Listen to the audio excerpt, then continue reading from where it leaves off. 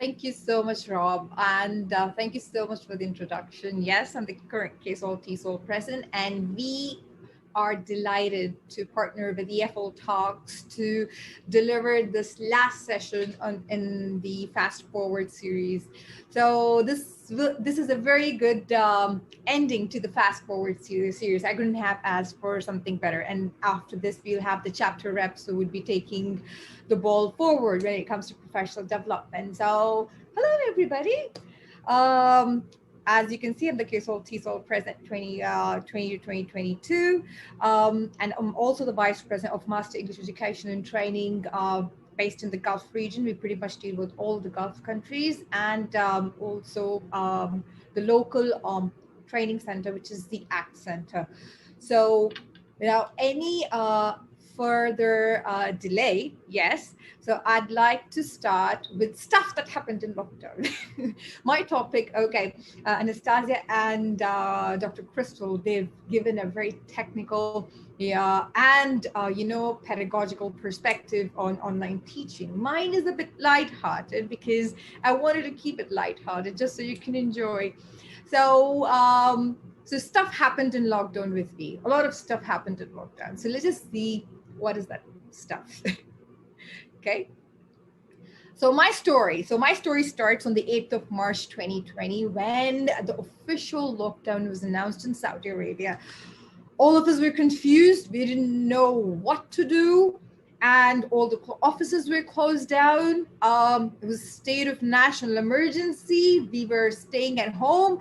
There was just so much going on. It actually looked like a science fiction movie. I know a lot of the people I know, they relate themselves to the Parasite, the Korean movie back there. But honestly, I didn't see it, so I don't know how close it falls to that particular scenario. Well, anyways, on the office front, we didn't know what to do. We were running a few student training sessions, we were running a few teacher training sessions, and all of a sudden, boom, this COVID thing happened. And overnight, it took a week, about 10 days to actually have a clear picture of the entire scenario that was actually happening. And then after 10 days, we decided, okay, we have to move to the online portal. So why not? And then the tech happened.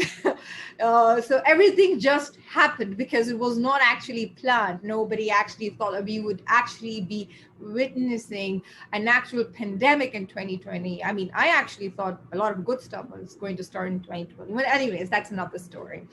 So, so when the tech happened, all of a sudden, all of these online teaching courses were booming. And there were just too many to choose from. Which ones would actually apply to me? For me, what matters is that I'm doing PD that will allow me to develop, that allow me to grow and actually apply all the strategies. So train, and at the same time, we train adults back at our center. So training adults online isn't easy. Most of them are like, no, we can't do it. We're not familiar with IT. Some of them even complain they don't have a laptop.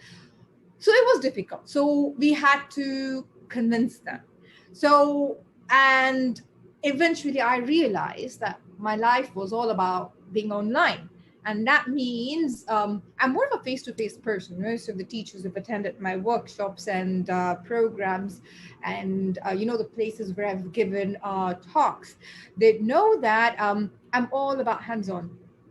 I don't lecture too much, although there are times when I do, but online was something I didn't picture at all. There was this one time I got to experience Zoom, but that's another story. That was just for 10 minutes and was not something too big. But I realized, okay, something is happening. It's the same teacher, but we're using different tools. So what are those different tools?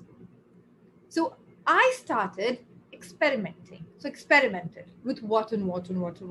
I literally tried every platform I could get my hands on because I just needed to find that comfort zone, okay, where I would be like, okay, this is going to be okay.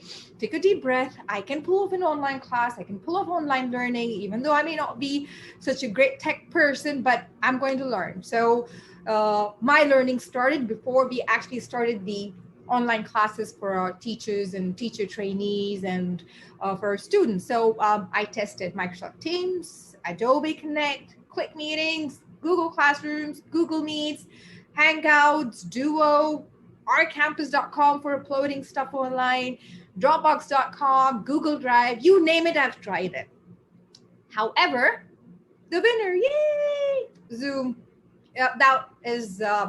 Zoom became my best friend forever, and it still is my best friend forever. So then when I chose my platform, the next step, okay, I need to know more about Zoom, how to get it working. So I signed up for a paid account, and yalla, it was time for using it. But then all I knew was just screen share. What can I do apart from screen share and lectures?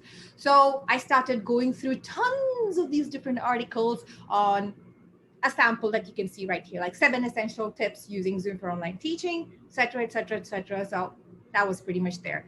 And I don't know if you know him, but he is basically my Zoom guru. Yes. So I followed his videos. I learned tons. I attended his online workshops. And this is just a sample of what I attended. And it just made my Zoom life so much easier. I finally was getting the confidence that I can pull off online sessions. So if you have not seen any of his Zoom videos or any of his online platform videos, just take a look. They are just so easy to follow, very easy. So I developed my signature style on teaching. Now I'm going to just talk a bit over here because I do believe in personalizing, the teaching approach. I keep telling my teachers as well, you need to personalize your teaching approach. So I've decided to include not just doing the PPT, but I started having a Padlets, Menti, Answer Garden, Kahoot, Google Forms, breakout rooms, Google Earth, WhatsApp was the essential communication tool with my trainees. SMSs, I would do that if it's something really, really urgent, especially since we deal with the local candidates, clients, so trainees. And yes, we had an online session where it was mandatory to switch on the cameras, and notice was given ahead in advance. It really applies for the female classrooms or the female sessions over here. So we were doing that.